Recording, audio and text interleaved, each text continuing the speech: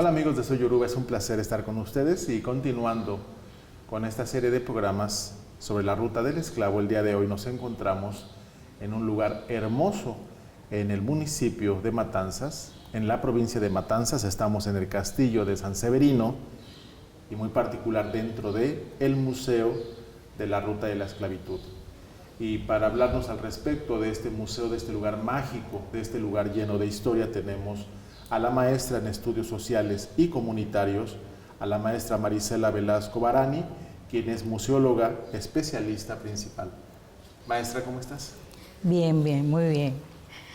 Darle los saludos y bueno, la bienvenida a nuestro museo. Muchísimas gracias, te agradecemos a nombre de Soy Yoruba, al nombre de todo nuestro equipo y de la mucha gente que nos ve en México y en otros países, la oportunidad de entrar y que nos regales no una, muchas piezas de lo que es esta ruta del esclavo, que al final es la historia de Cuba, la historia de nuestra amada religión yoruba, Lucumí, Bantú, Palomayombe, todo surge de esa esclavitud. Todo surge de esa gente esclavizada, porque no son esclavos, ya lo hemos platicado en muchos programas, no eran esclavos, fue gente esclavizada contra su voluntad y ahí surge todo esto. Maestra, te quiero preguntar, vamos a empezar, ¿qué te parece si un poquito hablando sobre este castillo de San Severino, sobre la creación de este museo y vamos con aspectos? ¿Cuándo se funda este castillo de San Severino? ¿Cuál fue su objetivo? A ver, el castillo de San Severino inicia su construcción precisamente en correspondencia con la fundación de la ciudad de Matanzas. Exactamente el día 13 de octubre de 1693 se personan aquí en esta área del castillo las autoridades principales del país en esos momentos para bendecir la construcción del castillo de San Severino. Construcción del castillo que fue necesaria para fortificar la bahía y protegerla de los antiguos ataques de corsarios y piratas que azotaban el Caribe en ese periodo. Fue necesario porque protegiendo precisamente esta bahía, este lugar, se impedía así que estas personas, estos corsarios y piratas, accedieran con facilidad por tierra, una vez que entraran por aquí, hacia La Habana, por la propia cercanía que tiene Matanzas de La Habana, y estando ya dentro del territorio, entonces era un peligro para La Habana como tal, porque en el puerto de La Habana era donde se concentraba, ya finalmente, después de recorrer todo lo que es el área de la América, la flota de La Habana, con el establecido sistema de flota que ellos establecieron, hacía su parada final en el puerto de La Habana y de ahí entonces se trasladaban a Europa. Y como que sabemos que el objetivo de estos corsarios y estos piratas eran apropiarse precisamente de todos estos botines que se acopiaban en la América, por eso es que se construye el castillo como protección precisamente a lo que es la Habana. Por lo que podemos decir que la propia construcción del castillo es una continuidad del propio sistema defensivo que establece España en La Habana como tal. No solamente para defender la bahía existió el castillo de San Severino, sino que también hubo otros elementos o otras construcciones que también protegieron a la bahía, de las cuales solo queda el castillo, que es el único vestigio arquitectónico de la fundación de la ciudad. Queda el Morrillo, que es otra de las construcciones que se hicieron, una batería de costa hecha ya en la desembocadura del río Canímar. Y además de eso también hubo otros dos elementos que no llegaron hasta el día de hoy en el tiempo, pero sí existieron, el fuerte de la Vigía y la batería de Peñasalta. Ok. Fueron... Entonces, en primera instancia fue para defender. Sí. Para defender este puerto, para defender esta comunidad. Comunidad integrada por gente ¿de qué tipo? ¿Qué tanta porcentaje era eran lugareños de aquí? ¿Qué tanta gente eran? Aquí fue una presencia española, maestra, principalmente, o fue española, ¿cierto? Española. ¿Qué porcentaje aproximadamente eran españoles? ¿Qué porcentaje llegaron aquí, a este puerto de gente esclavizada? A ver, porcentaje de personas, decirle que bueno, que antes de la fundación de la ciudad, los pobladores eran más bien pobladores de tránsito. Okay. Y por lo que para la fundación precisamente de la ciudad fue necesario traer de las Islas Canarias una treintena de familias que fueron las que iniciaron como tal lo que es la fundación de la ciudad de Matanzas. Existía, como les decía, población itinerante y también población aborigen, que bueno, que eran las que predominaban en ese momento. Precisamente el nombre que tiene hoy la ciudad de Matanzas, sí. El propio nombre lo lleva por la matanza sí. de los aborígenes que en el 1510 a estas personas que se encontraban iniciando lo que es la conquista del territorio nacional, le pidieron, un grupo de personas, un grupo de españoles, le pidieron a los aborígenes que los trasladara de un lado de la bahía hacia la otra, y ellos accedieron a esta petición, pero en un acto de rebeldía, cuando estaban en el centro de la bahía, viraron esas canoas y se produce la matanza, o sea, murieron la mayoría de estas personas, estos españoles que venían en esas embarcaciones, y de ahí, a partir de ese momento, se dice que es el lugar de la matanza, y entonces quedó la zona con el nombre de Matanzas. De Matanzas. Ya finalmente. Ok. Ahora, cuando hablamos de este museo de la ruta de la esclavitud, retomando ese tema de la esclavitud, ¿qué es lo que empieza a retratar el museo con respecto a la esclavitud? ¿Qué nos puedes hablar de esa esclavitud? A ver, con respecto a la esclavitud, tenemos que precisamente la presencia esclava en el castillo de San Severino como tal data desde los primeros momentos de la construcción del castillo. 1693. 93. Sí. Porque la mano de obra, entre la mano de obra que participó en la construcción del castillo, estuvo presente la mano de obra esclava. Esclavos que fueron alquilados en ese momento para la construcción del castillo, y de ahí comienza precisamente el vínculo directo de la instalación de la fortaleza con lo que es la esclavitud. Muestra de ello son un elemento muy importante que conserva la fortificación, que son las marcas de cantería. Y en esas marcas de cantería se observan, o sea, simbologías que eran las marcas que utilizaban los canteros para justificar su trabajo. En esas marcas se observan simbologías precisamente africanas. O a veces también simbologías que tienen que ver con las etnias donde venían ellos, también, ¿cierto? ¿Ahí dónde lo podemos encontrar esto? Dentro, en los muros de la fortaleza. En los muros. Hablar de esclavitud es hablar de abusos. Hablar de esclavitud es hablar de todo tipo de vejaciones. Ese tipo de esclavos, lamentablemente mucha información no existe, sino salvo la oralidad. Exacto. ¿Qué tipo de abusos habrán sufrido esa gente que venía como esclavos? ¿En qué condiciones llegan?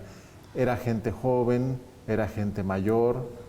Se dice que muchos de ellos eran hasta reyes, dignatarios que venían ahí. ¿Qué tipo de gente venía y de qué tipo de etnias podemos hablar? Llegaron un gran número de estos esclavizados de todo lo que es la costa occidental del África. Matanzas precisamente se precia por la gran cantidad de población esclavizada que entró a la isla por el desarrollo de la industria azucarera, de una fuerte presencia de muchas etnias que llegan incluso hasta el día de hoy provenientes del África.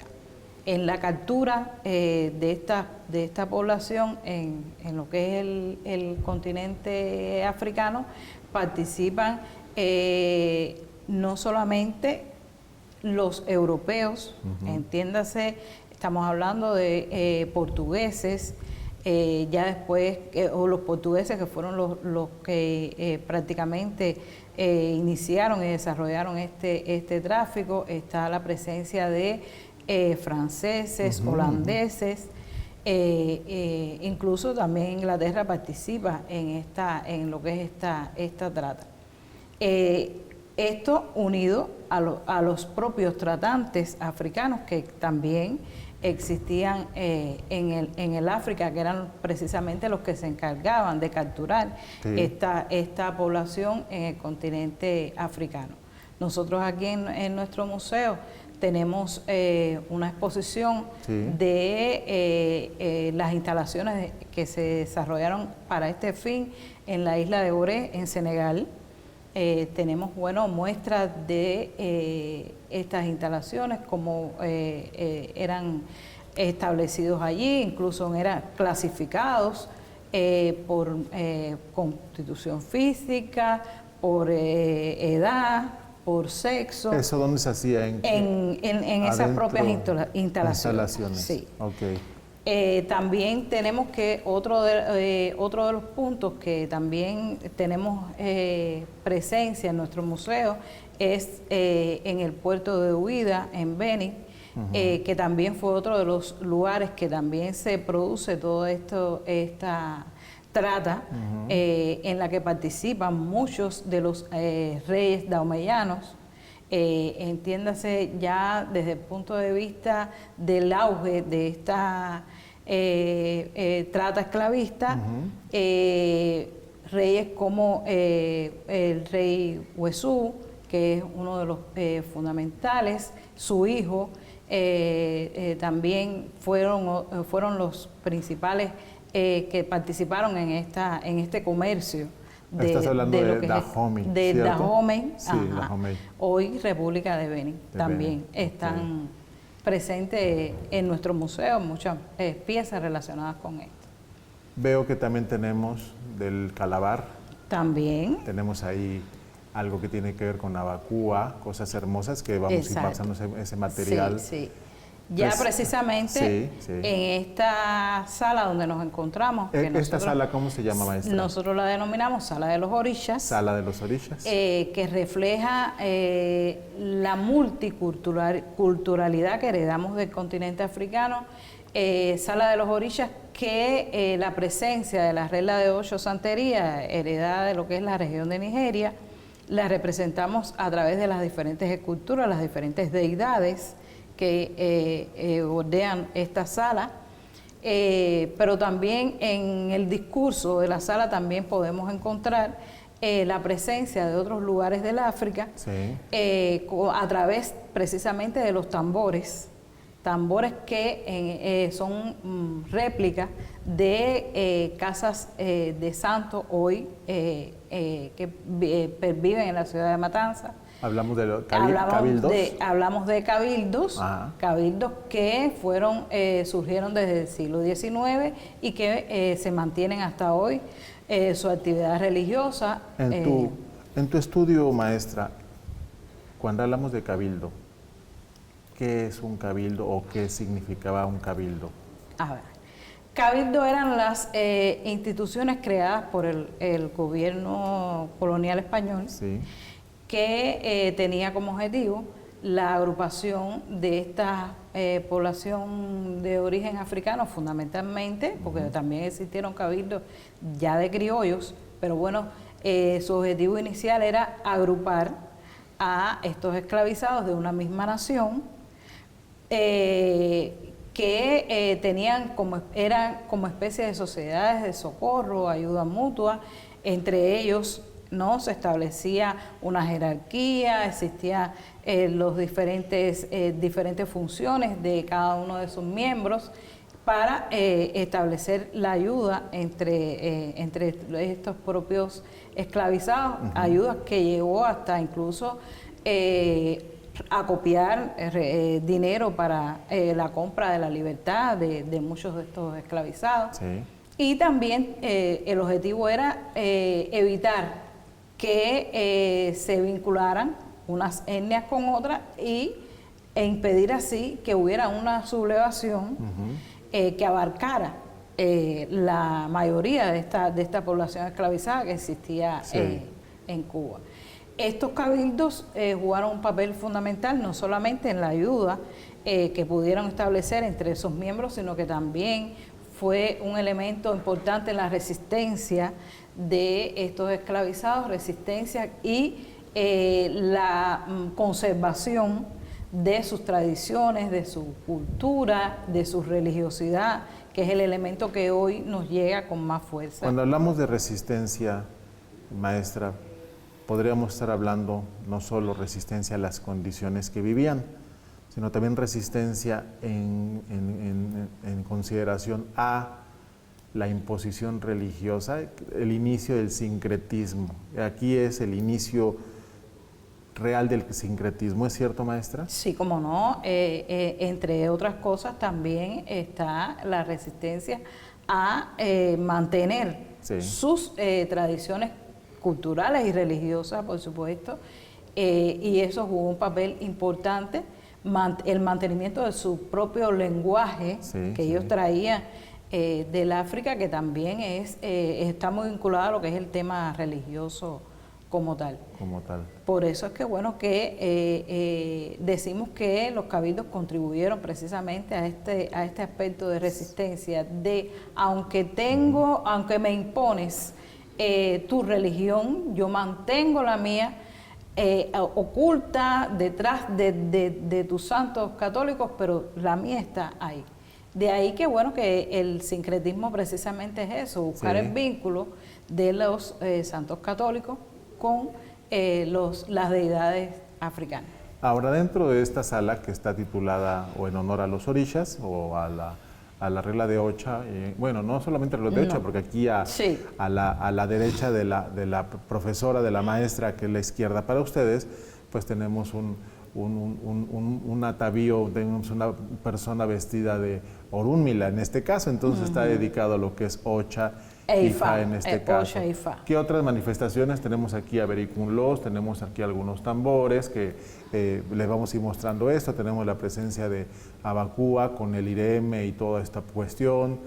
¿Qué otros elementos podemos encontrar en esta sala? Como les decía, a través de los tambores mostramos estos otros elementos, los tambores Iyesá, que son los que están en ese extremo de la sala, que son réplica de los tambores originales que hoy conserva el Cabildo Iyesá Modú San Juan Bautista en la ciudad de Matanzas.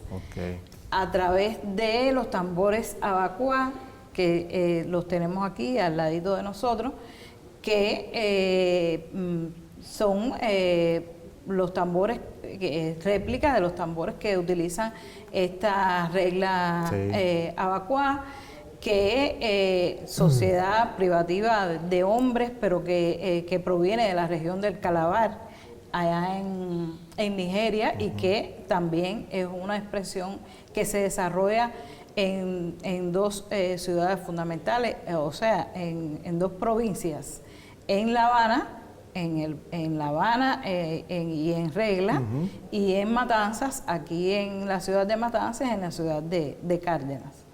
Ahora tenemos otra sala, la sala exactamente que está enfrente de donde estamos nosotros, maestra, donde tenemos una réplica de un barco que es algo que, por más que yo les trate de explicar, o por más que la producción, el equipo haga su gran esfuerzo, que es un maestro, Claudio, el especialista, no se alcanza a retratar lo hermoso que es ese barco, lo bien detallado, y en su interior hay barracas.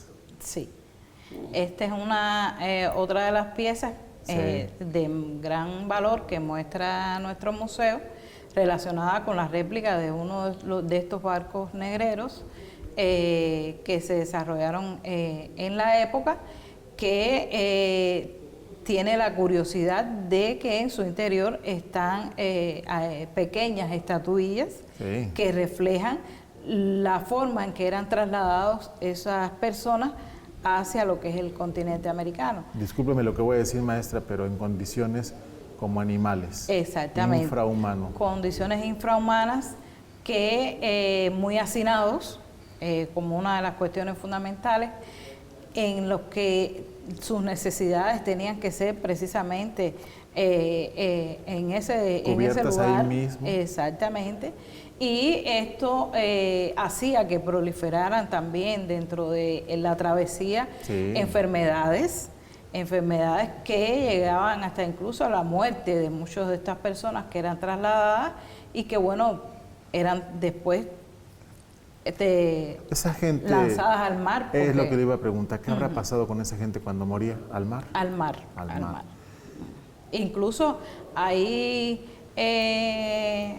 bibliografías que dicen que no solamente los que morían eran lanzados al mar, sino que también cuando la carga era muy fuerte y el barco no podía avanzar, los lanzaban vivos al mar, porque no, para aligerar un poco lo que es la carga de los... Fíjese que yo le preguntaba en una entrevista a doña Natalia Bolívar, que le mando un gran abrazo a la doctora, ¿qué enfermedades habrá traído esa gente que venía del África al Caribe? ¿O qué enfermedades no se conocían en ese momento en el Caribe que empezaron a llegar? Y la doctora me dice, no lo sé.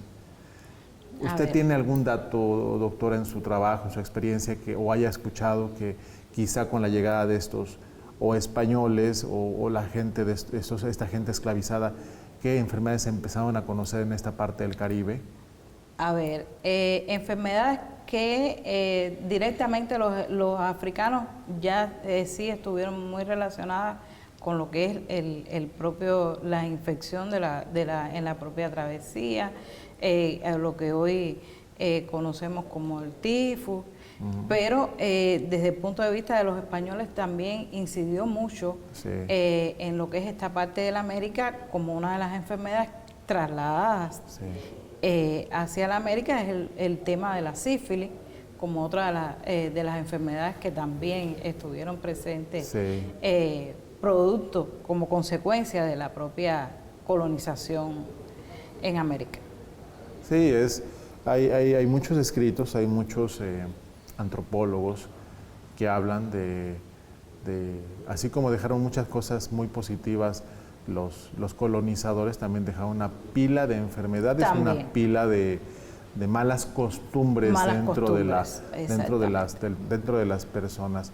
Vemos aquí un poema hermoso de Nicolás Guillén, vemos por ahí también un poema, vemos un ebó que está escrito ahí por don Miguel Barnett.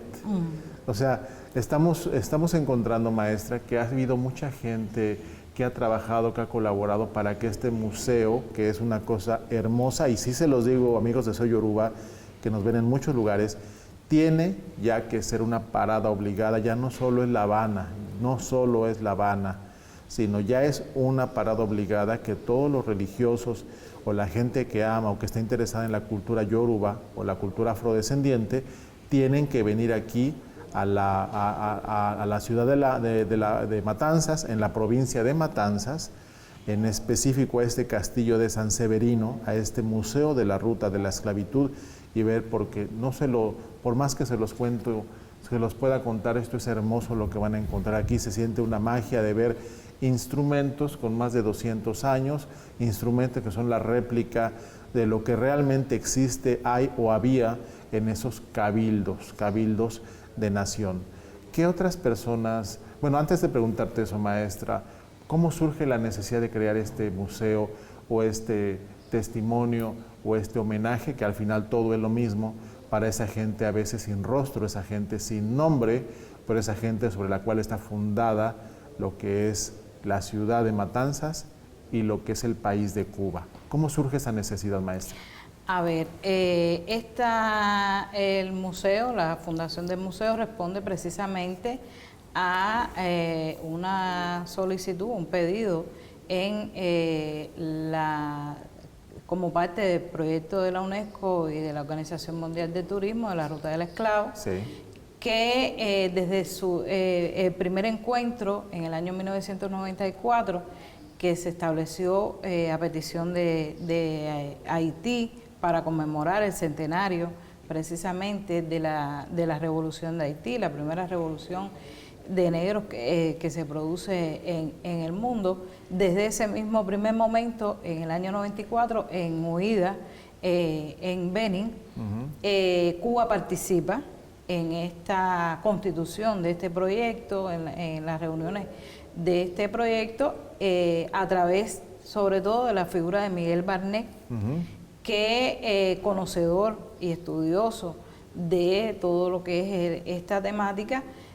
Por supuesto, en ese primer encuentro él propone la celebración de un segundo encuentro de este proyecto en Cuba, y sobre todo hace la propuesta de que esta segunda reunión se desarrollara en Matanzas. ¿Por qué Matanzas? Porque precisamente Matanzas tipificó lo que es el fenómeno de la esclavitud de plantaciones en el siglo XIX. Matanzas llegó a ser un emporio azucarero y precisamente a Matanzas arribó la mayor cantidad de población esclavizada directamente del África que llega a Cuba. De ahí que se establece la necesidad de hacer este museo, que pudiera haber sido en cualquiera de las regiones de la provincia de Matanzas, por lo que le decía, la fuerte presencia de esta población, pero se escoge este lugar, sí, que en esos momentos no estaba siendo utilizado para ningún fin cultural, y entonces por el vínculo que tiene precisamente el lugar con la esclavitud desde el primer momento, porque no solamente participa en la construcción del castillo la población esclavizada, sino que también este lugar fue depósito de muchos esclavos que escapaban de sus amos, eran traídos aquí en calidad de depósito. Aquí existió un cepo desde esos primeros momentos. O sea, en la documentación está la presencia de este cepo, descendientes de estos esclavizados que participaron ya después en la lucha por la independencia, también fueron traídos aquí, y de ahí que los vínculos que tiene la instalación, la fortaleza con la esclavitud, le ameritaba el establecimiento del Museo de la Ruta del Esclavo en este lugar. Okay. Una invitación que le quieras hacer, maestra, profesora, a toda la gente que nos ve en muchos países, principalmente México. Sin embargo, quiero que sepas que hay una presencia ya muy grande. Bueno, en México desde hace ya muchos años. Brasil, no se diga, Brasil es otro de los grandes puntos de encuentro de África. Sí. Brasil, pues su población cerca de los 200 millones de personas, una gran cantidad de gente de color, entonces también ellos tienen su propia historia, sí, una historia muy grande, pero lejos de Brasil, no los hago a un lado mis amigos brasileños, pero ellos tienen una historia muy particular. Pero en la parte de América, en la parte de Centro, Sudamérica, hay una gran cantidad de seguidores que tenemos en Soy Yoruba. ¿Qué invitación les haces para conocer este lugar? Bueno, que vengan al lugar para conocer sobre la historia precisamente de la esclavitud en Matanzas, en Cuba, porque no solamente hay elementos de Matanzas, sino también de otras partes de lo que es el país, y profundizar precisamente también en todas estas cuestiones relacionadas con la esclavitud, y un aspecto importante que es el legado de esta esclavitud, porque no solamente tenemos que limitarnos a la parte negativa, ¿no?, sino que también ver lo positivo que nos trajo la esclavitud, esta multiculturalidad que hoy exhibimos, que exhibe Matanzas, el legado en la música, la literatura, son elementos y aspectos importantes a tener en cuenta en el desarrollo, y conocer Cuba, conocer Matanzas, y por supuesto es importante y necesario. Te agradecemos mucho, maestra Marisela Velasco, quien es la museóloga especialista principal aquí en el Museo de la Ruta de la Esclavitud, un lugar que no se pueden perder, un lugar necesario para todos los practicantes de la cultura afrodescendiente y también para toda persona que quiera tener y llevarse un pedacito de lo que es Cuba, un pedacito de lo que es Matanzas, un pedacito de lo que es la historia. Mi nombre es Ricardo Ochoa y nos vemos en la próxima emisión de Soy Yoruba en la Ruta de la Esclavitud.